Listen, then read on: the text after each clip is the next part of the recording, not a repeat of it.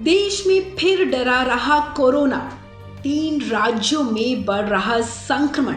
नए मामलों में तेजी आने की आखिर क्या है वजह? भारत में कोरोना संक्रमण एक बार फिर तेजी से बढ़ रहा है।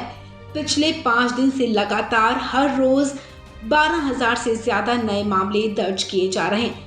एक्टिव मामले भी 76,500 के पार पहुंच गए हैं। संक्रमण दर भी 4.5% के करीब पहुंच गई है। कोरोना की नई लहर की सबसे ज्यादा मार महाराष्ट्र, केरल और दिल्ली में पड़ रही है। देश के नए मामलों में से 70% मामले इन्हीं 3 राज्यों से आ रहे हैं। लेकिन कोरोना के नए मामलों में तेजी आने की असली वजह क्या है?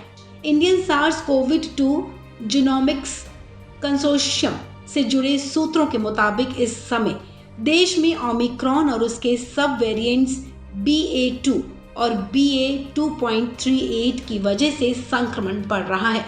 देश के 85% मामलों में BA.2 और 33% मामलों में BA.2.38 मिल रहा है।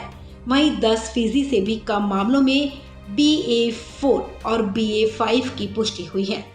पुणे स्थित BJ मेडिकल कॉलेज ने पिछले हफ्ते न्यूज एजेंसी को बताया था कि महाराष्ट्र में BA.2 सबसे ज्यादा फैल रहा है। उसके बाद मरीज BA.2.38 से सबसे ज्यादा संक्रमित हो रहे हैं।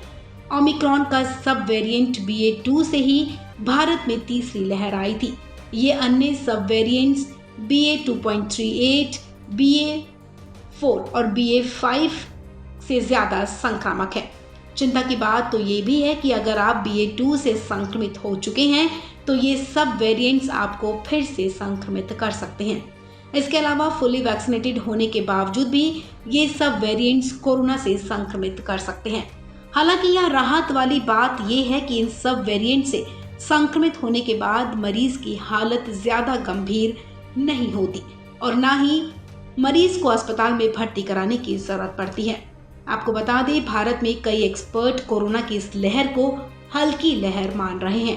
वो इसलिए क्योंकि ज्यादातर मरीजों को अस्पताल में भर्ती कराने की जरूरत नहीं है और उनमें सर्दी, जुकाम जैसे मामूली लक्षण हैं जो 2 से 3 दिन में ही ठीक हो रहे हैं। इस खबर में फिलहाल इतना ही। तमाम अपडेट्स के लिए आप बने रहें वन इंडिया हिंदी के साथ।